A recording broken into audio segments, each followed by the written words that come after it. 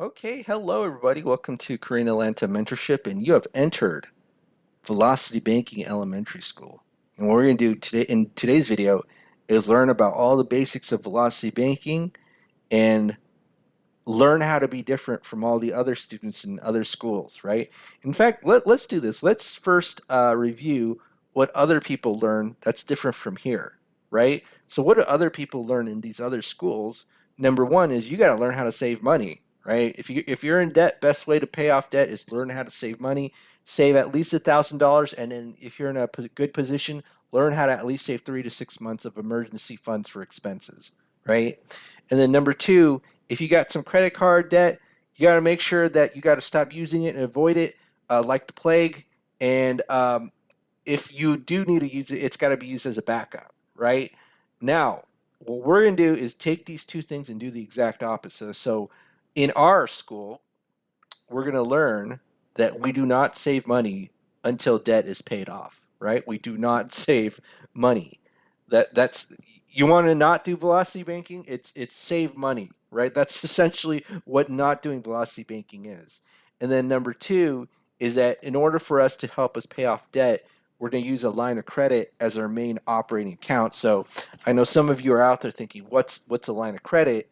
If you have a credit card that's a line of credit, all it is a financial tool where you could borrow money, pay it back, and then use it over and over again. So, how do you pay off debt? Well, there's a strategy called velocity banking, and all it is a paycheck goes into that line of credit, expenses out, and that's pretty much it, right? So when we put our entire paycheck into the line of credit, the minimum payment is satisfied, right? And so not really expense anymore, and the interest is reduced because when you put that entire paycheck into that line of credit balance, you're gonna have the lowest average daily balance, right? Because that's how the interest is calculated by the average daily balance. Again, exact opposite of what other people are learning. Saving money, no, no, no, we're not saving money. And credit cards and lines of credit, we're not going to use that as backup. We're going to use that as our main operating account. All right. So let's just show this in real life. And I've been showing the same scenario over and over again, but I love this. You know why I love this? Because it's so dramatic, right? And what do I mean by that? So let's say you're making really good money and you're going crazy, right? In fact, I got random people emailing me who say they make a lot of money and they're broke, right? So velocity banking to pay off debt is not an income generation strategy. It's a debt payoff and cash flow management strategy. And here's the funny thing about debt. Nobody will lend you money unless you have some, right? Because there's a saying that banks don't lend money to people who need it, and the banks are like kind of like the pharmaceutical industry. Like the pharmaceutical industry, they don't want you to be too sick because they can't give you, pills because you'll be dead the next day and then they make no money. You can't be too healthy because you don't need any medicine. So they just kind of want you to be at that sweet spot where you're kind of alive but not really, and then they can just kind of give you pills for the rest of your life. Same thing with it's essentially the same thing with financial products like debt, right? You don't want to loan anybody money who doesn't have any money. Well, how are you going to make money, right? How are you going to get paid back? And then you don't want to loan money to anybody who is diligent in paying it off. Like you don't want to lend money to that person who pays off a 30-year mortgage in 3 years, like me. You don't want that. No, no, no. But so again, as you make more money, you don't want to fall into the trap of getting into debt, and then especially bad debt, and not learning how to know how to pay it off, right? So let's say that we have this income, expenses, and we have 1 penny of savings left over, right? 1 penny of savings, and this penny of savings comes from the fact that we went crazy with our credit cards, 10 credit cards, which I think is $167,000 credit card debt. Got a mortgage, we got other expenses, and we're now left with 1 penny in savings. Now, if we apply what we learned in these other schools, which is learn how to save money, save at least $1,000, and use a credit card or line of credit as a backup, I'm going to show you why we don't do that. But let's just kind of do this and look up Dave Ramsey because he's the principal of the other school. Dave Ramsey save $1,000. And this is what he's basically teaching. He's telling you that you're not an intelligent student, you're a baby. That's like calling it a baby step, right? No, I'm just kidding. All right, but save $1,000. And let's just go ahead here. So let's assume we make the same income, right? And let's go ahead and do this, and we're just gonna show what the difference is between the regular strategy that most people learn. We'll call it, maybe we should call this the baby average American because you got to follow the baby steps. Baby average American. All right. So, how long is it going to take for us to save $1,000? Now, luckily, I have this table right here that shows this, right? So, in order for me to save $1,000, so these are all the credit card debts, and this is like month one, month two, month three. And as you can see, for like credit card one, the payment goes slightly down after every single month, and then you can kind of see the total. And like, oh, there's only one leftover penny on month one, and then month two you got $53, right? And so if we just kind of have the same budget and try to save our money, right? Save our money.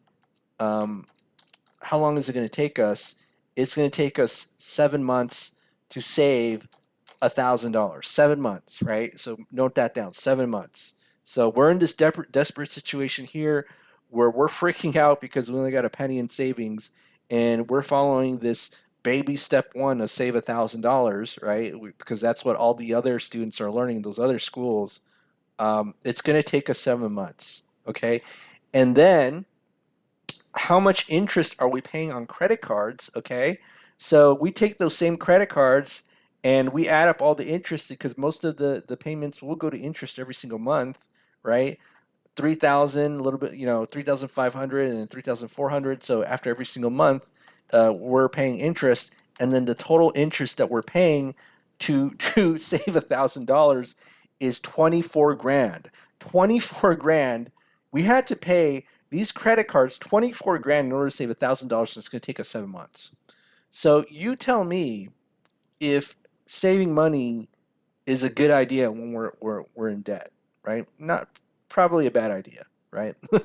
So what we're going to do is we're going to learn how to do the exact opposite and go to zero, okay?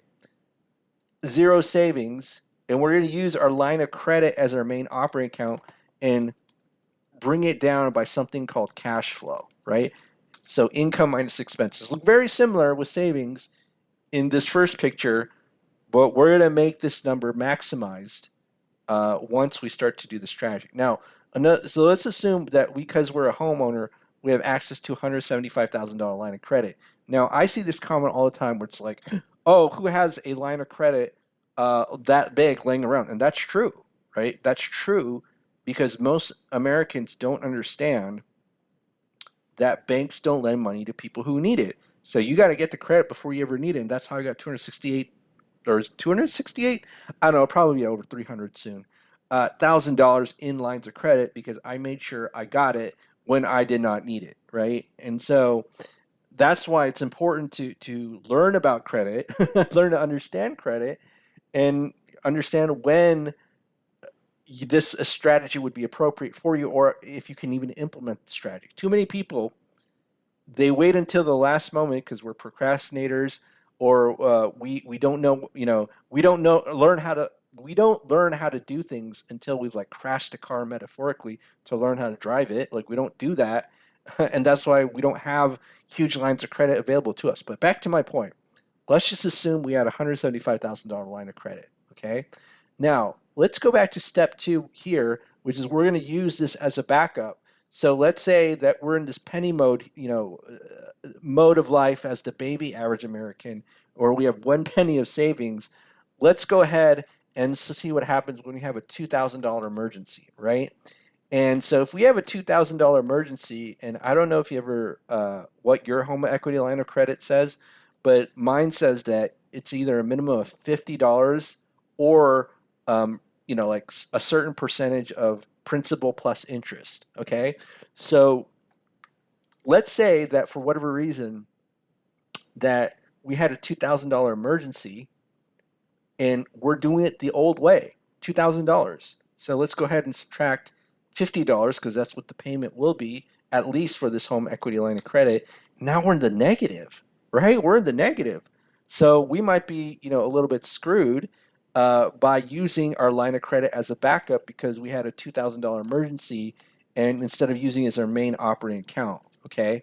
So let's just go back here. Now let's use this line of credit as our main operating account. So let's go ahead and move some debts. And the easiest way debt to move into a line of credit is a credit card, right? So let's get this $167,000 of credit card debt and move it into here, okay? Now, what happens here? Oh my goodness, these all turn to zero because the payments don't matter anymore, right? And so here we went from a penny, okay? We went from a penny to $5,000 of cash flow in day one, right? And again, if we take a look here where we're following the rules, oh man, we got to save $1,000. Took about 7 months to save this $1,000, and we have to pay $27,000 of interest or $24,000 of interest, right? And so let me go back here. Okay. Now let's just kind of see the strategy in action. So how do you get the next month's balance? It's the previous month's balance minus plus the previous month's interest minus this cash flow number, 5345.84, right? Because that's where we're interested in, maximizing this number and using our line of credit as a way to consolidate our debts and be able to bring it down with our maximum cash flow, right? And so let's go ahead and calculate the interest here. All the interest is calculated by the average daily balance. So there's a little function here for that. So that will estimate the average daily balance. Where does it go? And okay, it's right here, almost there. I'm blanking out right now. Actually, let me do this. So let me go here, and then we'll do average of these two numbers, okay? And then what we're going to do is multiply it by the interest rate, which is 10%, and then divide by 12, right? Because this is the annual interest rate. We need the monthly. That's why we divide by 12. And then as you can see here, if we have a $1,000 or $2,000 emergency, we will be okay. But here in this situation, I'm sorry, in this situation where we had $1,000 or $2,000 emergency, we're going to go in the negative, right? So again, $5,000 of cash flow day one because we did not save money and we did not use our line of credit as a backup of emergencies, right? While we're paying off debt. Okay, so now what we got to do is copy and paste these formulas, and then we see that in month 37,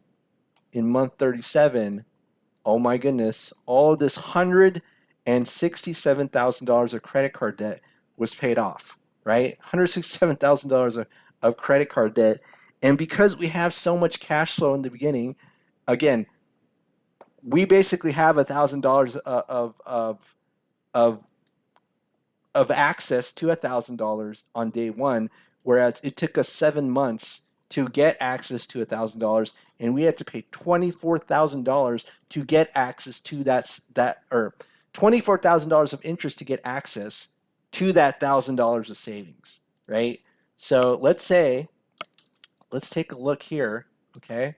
Let's take a look here, and we see that in 37 months it takes us to pay off that line of credit, okay, $167,000. Now let's have a $1,000 emergency on we'll say even month zero, right? So we'll make this 168,000, okay? How long does it affect the payoff? Let's scroll down. Same payoff. Oh my goodness, that's so amazing. So even if we had a $1,000 emergency here, it doesn't really matter. $167,000. Maybe it'll affect a little bit of the interest that we pay, but it's the same payoff time, right? Isn't that crazy? And it's because we did the exact opposite of what most other people do, which is we're not going to save money. We're not going to save $1,000. right? No $1,000 of savings like Mr. Principal Dave Ramsey teaches us. No $1,000 for emergency fund, and then we did not stop using our credit cards or lines of credit, nor did we use as a backup. Okay, so this is basically the gist of velocity banking. Of course, there's a lot more nuances. When you deal with loans, it's a little bit more nuanced. When you deal with like, oh, what should I pay in order? There's something called cash flow index. We're not going to go over that today, but this is elementary school. That you do not save money until debt is paid off. That's really what velocity banking is don't save money until your debt is paid off, right? And then the second part is use your line of credit as your main operating account, and the actual implementation of the strategy is this whole $9,000 goes in, satisfies a minimum monthly payment, reduces the expenses or the interest because it's done by the average daily balance, and then you take this 4 grand out, and so after every month it's going to go down by 5 grand plus the interest, right? But the interest that we pay is far less than this 20 grand, 27 grand to have access to $1,000 of savings, right? Totally inefficient. All right. Well, that's it for today. Just a quick review. You'll know the difference between the average American, baby American, the baby average American versus Velocity Banker. Are you doing in your life? Oh my goodness, I can't believe that I'll have so much debt paid off soon, and yeah, and we're gonna grow this I guess culture, right? Some people call this a cult, but it's a culture, way of life, to not have any more savings and do the exact opposite of what other people are doing, right? We're not going to save money if we have debt. All right, well, that's it for today. Have a great day, everybody, and we will speak next time.